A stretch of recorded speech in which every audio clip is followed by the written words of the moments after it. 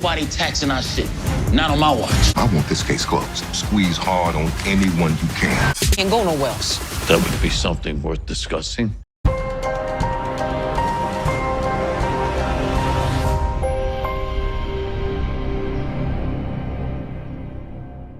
What's up, YouTube?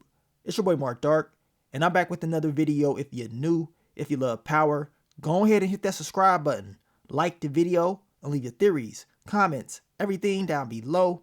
Now today, we're going to be talking about Power Book 3 Raising Kanan, Season 4, Episode 2. This is the recap. Now I'm going to try my best to focus on all the key points in this episode. If I miss anything, you guys let me know down below. What do y'all feel about that episode? Are y'all ready for episode 3? Well, I'm definitely ready for episode 3. Cannot wait to see what Unique is going to be all about. We already know he's going to cause issues for the Thomas family. But in episode 2, Unique, that boy was crazy, y'all. Taking out Scoop Ball Sr. He's jealous. Like, man, this man really was jealous, thinking that Scoop Ball Sr. was clapping Rock's cheeks. Now, to be honest with you guys, we already knew that Unique is going to catch this guy slipping. I was just hoping somehow, some way that he would survive. I was just hoping that Unique would, just beat him up. But no, Unique dropped him off, got him up out of here. So I guess we smoking on that Scoop Ball Sr. pack. And I know Rock, she's going to be very upset. And when he was giving her that hug, and Rock was telling him how she appreciated him and all that stuff, because he's always able to get her out these crazy problems with law enforcement.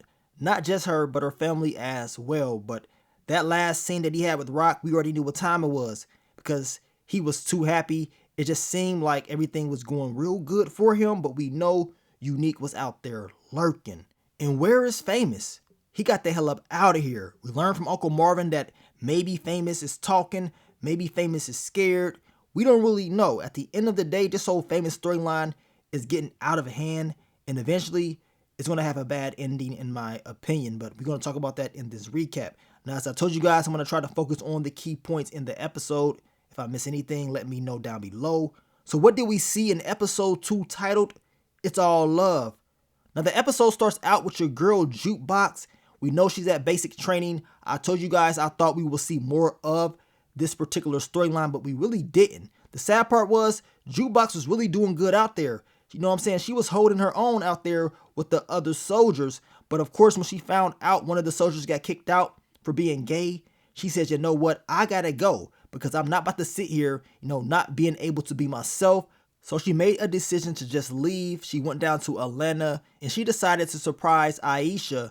Aisha did not know Jukebox was going to be there, but once they start kicking it, everything felt like the old times. The sad thing is, it ain't the old times. And even though Jukebox and Aisha got they freak on, we know Aisha has some different thoughts as far as their whole relationship. Jukebox is telling her, look, I'm not going back to the army. It wasn't for me. I want to be myself.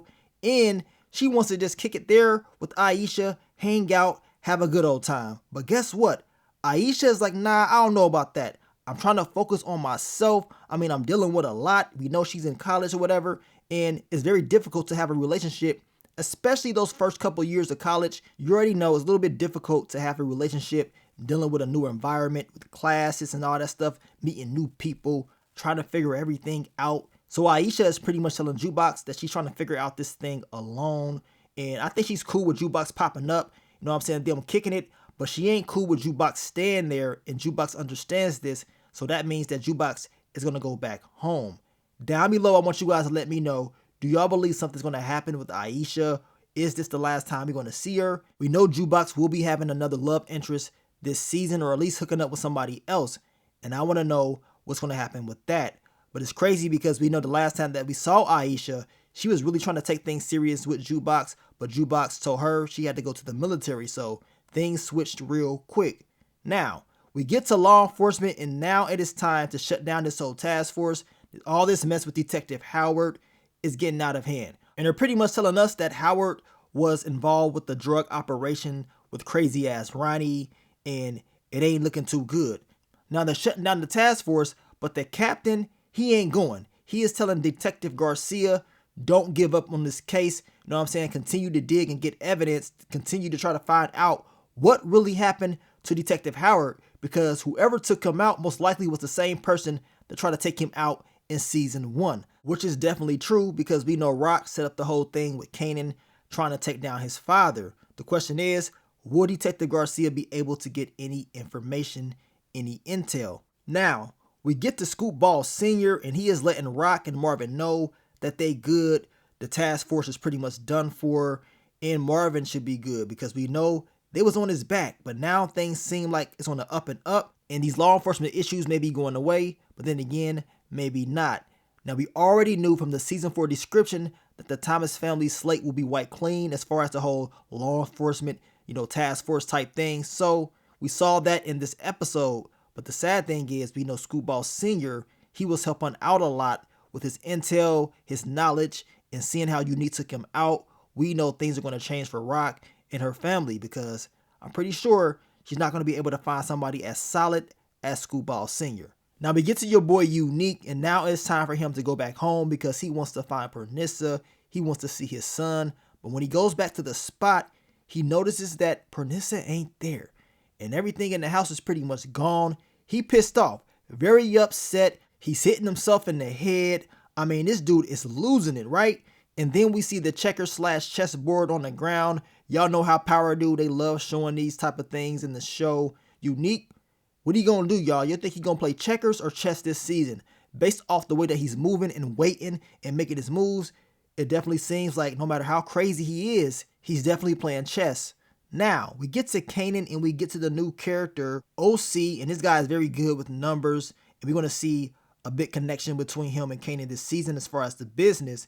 Now, he was kind of acting weird when Crystal came up in there, but his character description does state that he's very awkward. Now, Crystal and Kanan have a conversation about her being pregnant, and we know it was true. She was pregnant, but they got rid of the baby. Kanan paid for it. He wants to clap those cheeks, but Crystal's telling him, get a strap. We got to use protection. Kanan talking about, I can just pull out. Ain't that what you tried the last time? You ain't pulling out on time. Know what I'm saying? And Crystal ain't going. And on top of that, we know she wanted to have this baby. She wants to be a mother, so it affected her a lot. Kanan didn't really seem like he cared that much. He was more concerned about the baby being up out of here and him being able to do what he wants to do. As I told you guys last night in my quick thoughts, early impressions, we're seeing the parallels between him and his moms as far as abortion and how each person handled their abortion. So I'm eager to see what's going to happen next in this whole relationship with Kanan and Crystal. I mean, she did tell him that she knows that he's messing around with other girls or whatever. Kanan was denying it. But something tells me that Kanan, he probably lying. Your boy Kanan, he trying to get it in. Now, we get to your boy Lulu, and he is finally released from rehab. And in this episode, Lulu, he did a great job, man. I mean, he was focused. He was on his P's and Q's, and he really took rehab serious. He does thank Marvin for helping with the bill and everything like that when it comes to the whole rehab. Now, they end up talking about therapy because we know Lulu said therapy actually works. Marvin doesn't really believe it like that no more because of what happened between him and Gerald. He's still upset about that because he helped him out and he still got screwed over. And we know Lulu tells him, you ain't got to worry about me. I won't do you wrong. Now, Marvin doesn't really believe it like that. We shall see how things are going to play out between the brothers this season. Now, Lulu does talk about Famous, and Marvin talks about Famous as well because we know Famous is missing. Apparently, he's ran away. People are saying that he's talking. I mean, at the end of the day, I believe this is a setup and something's going to happen to Famous this season. I talked about this weeks ago about somebody pointing a gun at Famous. Definitely seemed like it could be your boy Marvin in that promo, or then again, maybe it's someone else. But I would not be surprised if Famous ends up like D-Wiz. And at the end of the day, I'm pretty sure that your boy Kanan, he is going to be very upset if anything happens to his best friend, especially if he gets dropped off. And even more upset if he gets dropped off by family. Now we get the return of Pernissa, and we can see in the background that your boy Unique, he is watching, following her, and he's pissed off. I mean, look at him, beating on himself. I mean, this dude is messed up in the head. And I told you guys, I believe Pernissa will be very shocked once she finds out that Unique is alive, and probably very upset when she realizes that he's not the same and that he's crazy as hell, probably even crazier than Ronnie was. Now, we get to Kanan and Detective Garcia. Garcia is pissed off. He rolls up on Kanan, hits him with a body shot. He wants to know some intel. Where is Famous? Apparently, he's been missing for 2 months. Kanan don't know where the hell he's at, right? And on top of that, Detective Garcia is asking him about Detective Howard.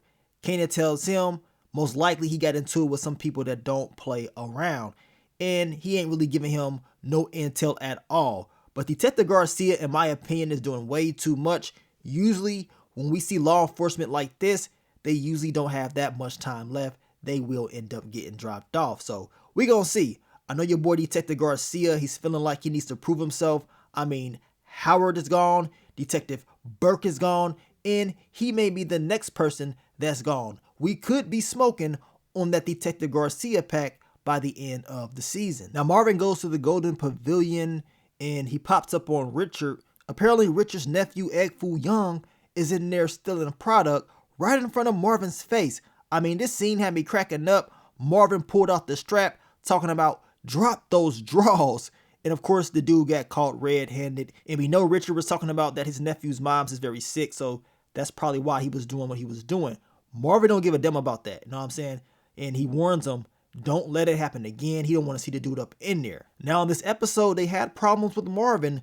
But in next week's episode, based off that trailer, they may end up having their last life problem because of Unique. Y'all know he's about to raise hell on them. Now we get to Rock and Quan, old Liu Kang looking boy. And now he's telling her that the price done went up 20%. And ain't nothing she can really do about it. I mean, she's very upset. But y'all know Rock is not going to go. She will figure out a way to neutralize him somehow, some way, and have a conversation with Stefano later on in the episode. And speaking of Stefano, he has another conversation with Marvin talking about his daughter is expecting, and everything went good with the last little ordeal that he had Marvin do with his son-in-law. But now he needs Marvin to handle somebody else. This bookie, I guess he's taking money off the top, and Stefano is upset about it. He tells Marvin to go down there, shake things up or whatever.